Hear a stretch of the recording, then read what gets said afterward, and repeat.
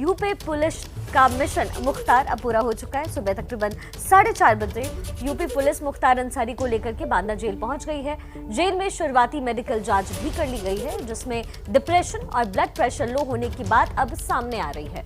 साथ ही आपको ये भी बता दें कि इन जांच के बाद बैरक नंबर 15 में शिफ्ट कर दिया गया है। मेडिकल जांच में ब्लड प्रेशर कम बताया जा रहा है मुख्तार अंसारी का। स्ट्रेचर पर लेटकर एम्बुलेंस में मुख्तार अंसारी रोपड़ से निकला, लेकिन अपने पैरों पर चलकर बैरक नंबर 15 तक पहुंचा। तो देखा आपने किस तरीके का रहा सफर। तो आखिरकार लाख कोशिशों और नाटकों के बावजूद भी बाहुबली मुख्तार अंसारी पंजाब की रोपड़ से यूपी की बांदा जेल पहुंच ही गया। आज सुबह से लेकर सारा अपडेट बता रहे हमारे 3 सहयोगी, उनकी ये रिपोर्ट देखिए।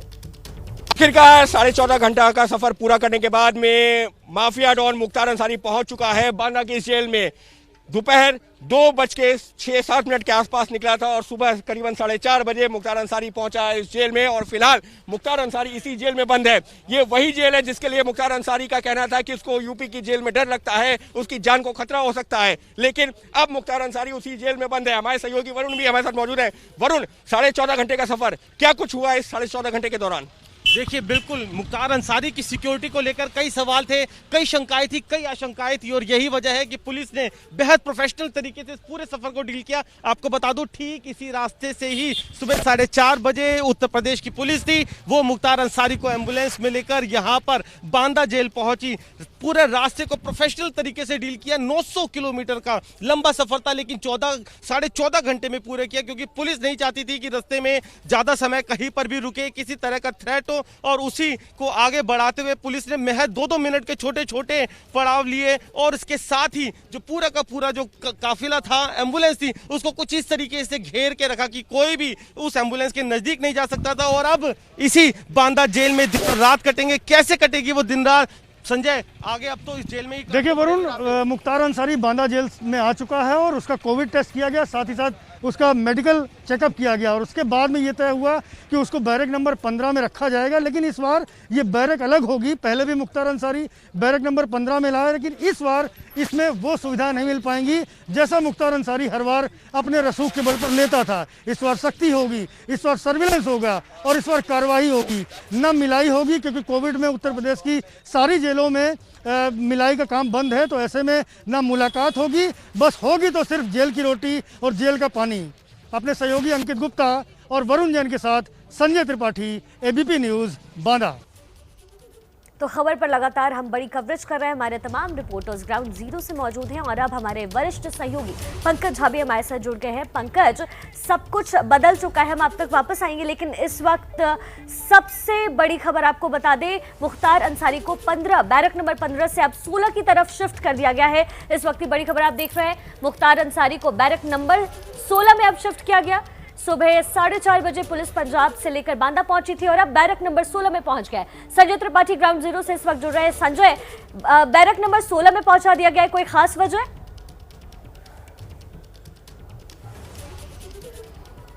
जेल के अधिकारी हों या शासन के अधिकारी हों, इस विषय पर अभी बहुत बात करने से बच रहे हैं, लेकिन ये बात कंफर्म है कि उसको 15 से 16 में शिफ्ट किया गया है।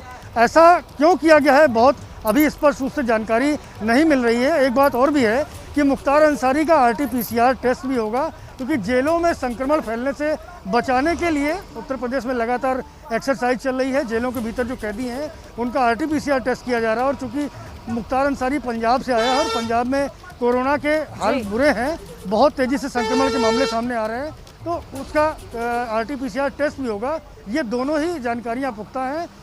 जेल का बैरक क्यों शिफ्ट किया गया, इस बारे में फिलहाल अभी कोई स्पष्ट जानकारी नहीं मिल रही, लेकिन ये कार्रवाई अभी तक कर भी दी गई है जेल के अंदर, ये हमारे सूत्र में बताते हैं। तो बड़ी जानकारी संजय त्रिपाठी देते हुए कि पहले से तय था कि बैरक नंबर 15 में उसे रखा जाएगा, सुबह वहां रखा भी गया, लेकिन अब बैरक नंबर 16 में उसे शिफ्ट कर दिया गया। मैं एक बार फिर से रुक करना चाहूंगी अपने सहयोगी पंकज झा का, जो लगातार इस पूरे मसले पर नजर बनाए हुए हैं। पंकज, अब जिस तरीके से रोपड़ टू बांदा इसको लेकर जाया गया, सुरक्षित तो पहुंच गया, लेकिन बड़ा सवाल जो मेरे मन में है, मुझे लगता है बहुत सारे दर्शकों के मन में भी होगा, कि क्या बिकरू कांड में जो विकास दुबे प्रकरण हुआ, जिस तरीके से उसका इनकाउंटर हुआ भागते हुए, ये कहा गया यूपी पुलिस की तरफ, क्या वो दाग धुलने की कोशिश इसे माना जाए कि 15 घंटे का सफर तय किया गया, एयर एम्बुलेंस से क्या उसे बांदा नहीं पहुंचाया जा सकता था मुख्तार अंसारी को? देखिए, विकास दुबे और इसका मामला बहुत अलग है। और ये जो सवाल आप कह रही हैं सोशल मीडिया में लंबे अरसे से पूछा जा रहा है, जब से ये बात सामने आई कि मुख्तार अंसारी को यूपी लाया जाएगा। देखिए, मुख्तार अंसारी को अगर आप लाते दूसरे, मतलब हम कह रहे हैं कि एयर एम्बुलेंस से, ऐसी स्थिति उनकी नहीं थी कि उनको एयर एम्बुलेंस से लाया जाए। उन्हें अगर फ्लाइट से लाया जाता, चॉपर से लाया जाता, तो वो होता कि वीवीआईपी ट्रीटमेंट होता।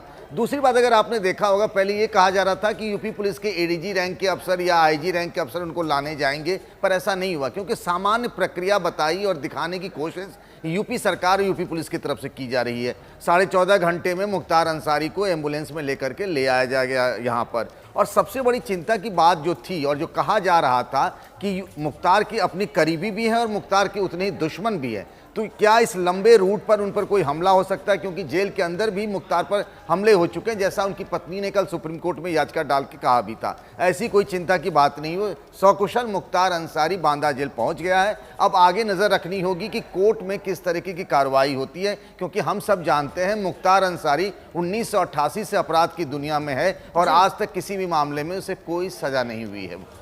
पंकज, ये जो लड़ाई चल रही थी यूपी वर्सेस मुख्तार अंसारी, वो आज की तो है नहीं, 16 साल पुरानी लड़ाई है।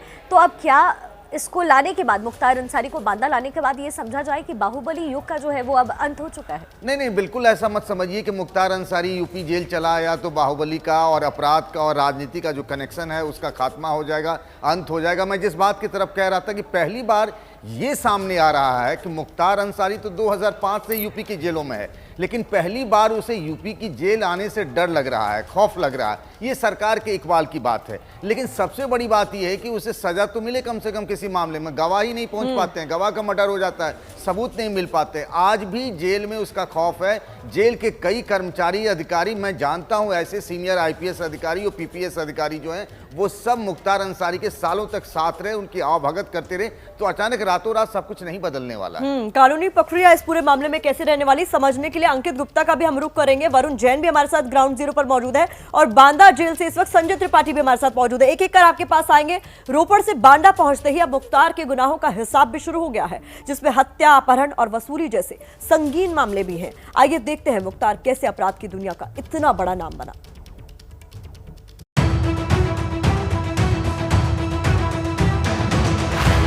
मुख्तार अंसारी के डॉन बनने की शुरुआत 1988 से होती है।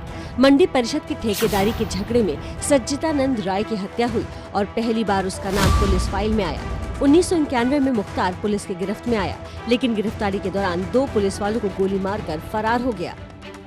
यूपी में मुख्तार अंसारी पर 53 मामले दर्ज हैं, जिनमें 15 अंडर ट्रायल केस हैं। मुख्तार पर जो बड़े मामले दर्ज हैं, उनमें मऊ में दंगा भड़काने, कृष्णानंद राय की हत्या, वीएचपी के नंद किशोर रुंगटा का अपहरण और एएसपी उदय शंकर पर जानलेवा हमले का मामला शामिल है। पंजाब से यूपी आने को लेकर मुख्तार लगातार अपनी जान के खतरे की चादर तान रहा है। हालांकि अब भी मुख्तार का परिवार जान पर खतरे का अंदेशा जता रहा है, लेकिन सरकार इन आशंकाओं को निराधार बता रही है। बांदा जेल में जब मुख्तार बंद थे तो उनको चाय में जहर पिला दिया गया। अब उसी बांदा जेल में फिर आप जा रहे हैं, ये तथ्य किसी के सामने है? बांदा जेल में जो सुरक्षा के इंतजाम है वो बहुत अच्छे किए गए हैं। जितनी आवश्यकता है जेल पुलिस की, पीएससी की, अधिकारियों की, उसकी, और समय समय में उसकी समीक्षा होती रहेगी। मुख्तार अंसारी को बांदा जेल में कुछ ही दिन रखा जाएगा। इसके बाद उसे प्रयागराज जेल में शिफ्ट किया जा सकता है। तो मुख्तार अंसारी पहुंच चुका है बांदा जेल और अब उसे बैरक 16 में शिफ्ट कर दिया गया है। तमाम रिपोर्टर्स हमारे साथ लाइव मौजूद हैं। अंकित गुप्ता का रुख करेंगे। अंकित, बैरक नंबर 15 से 16 की ओर शिफ्ट कर दिया गया। हालांकि आधिकारिक तौर पर कोई कुछ कहने को तैयार नहीं है, लेकिन क्या कुछ और जानकारी सामने आ रही है? जी, फिलहाल जिस बात का जिक्र संजय ने भी किया कि आधिकारिक तौर पर कुछ नहीं कहा गया है, लेकिन जितना जो है मुझे समझ में आ रहा है उसकी एक वजह ये हो सकती है कि अभी मुख्तार अंसारी का एंटीजन टेस्ट तो हुआ है, लेकिन जो आरटीपीसीआर टेस्ट है, जिस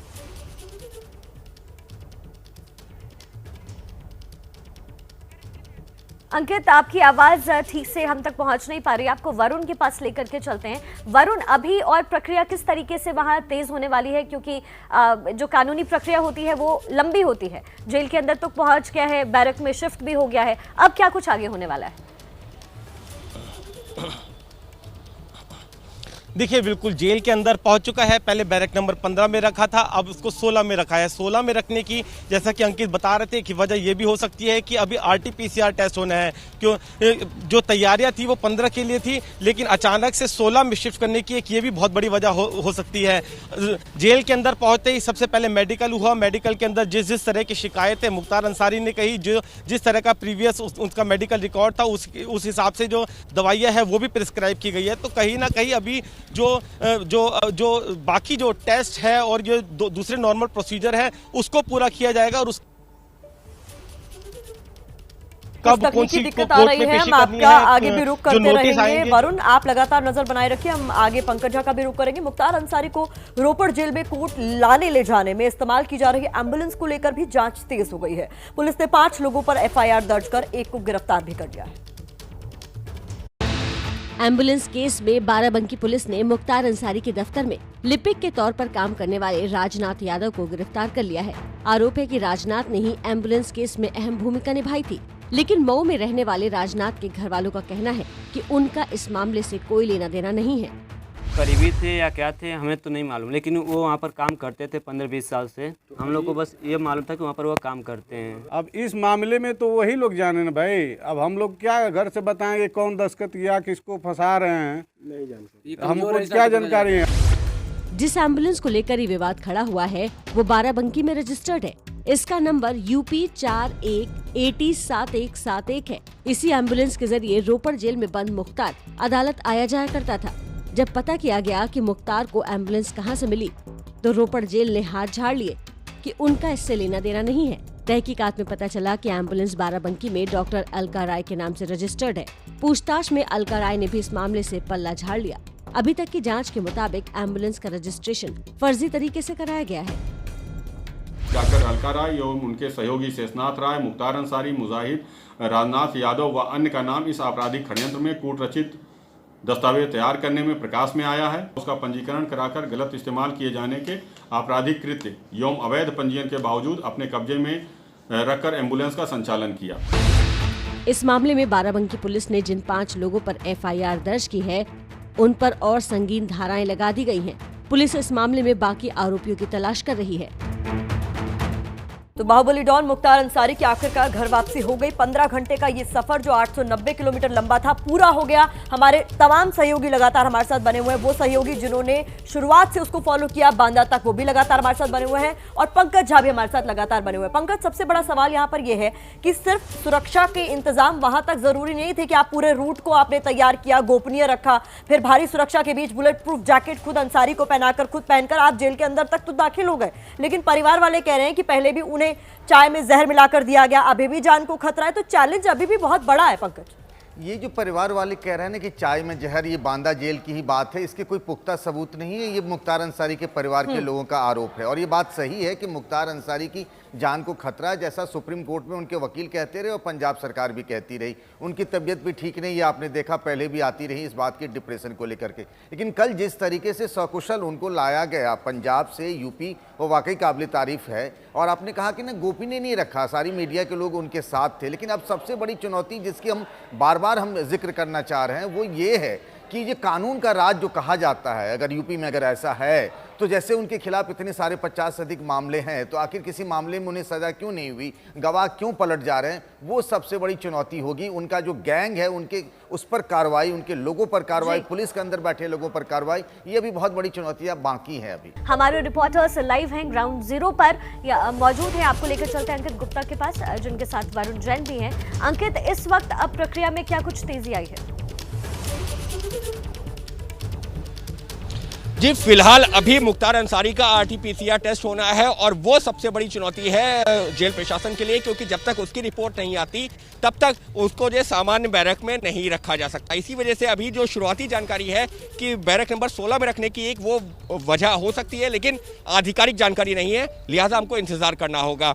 दूसरी चीज, अब यहाँ से उन मुकदमों की सुनवाई दोबारा शुरू होगी जो पिछले 2-2.25 साल से लंबित पड़े हैं। क्यों? क्योंकि मुख्तार अंसारी पंजाब की जेल में बैठा हुआ था, मामलों की सुनवाई हो नहीं पा रही थी और बार बार अदालतें सम्मन जारी कर रही थी, लेकिन मुख्तार अंसारी पंजाब से यूपी आना नहीं चाहता था। लेकिन अब वो बांदा की जेल में आ चुका है।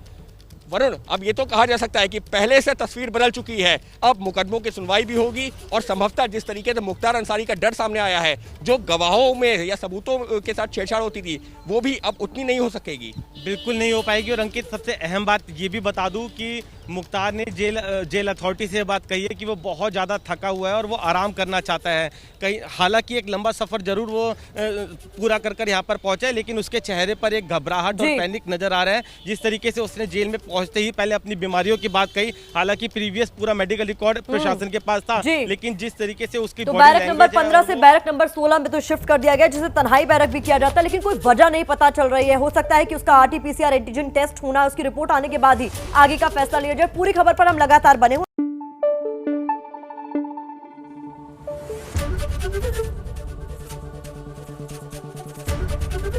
एबीपी न्यूज आपको रखे आगे।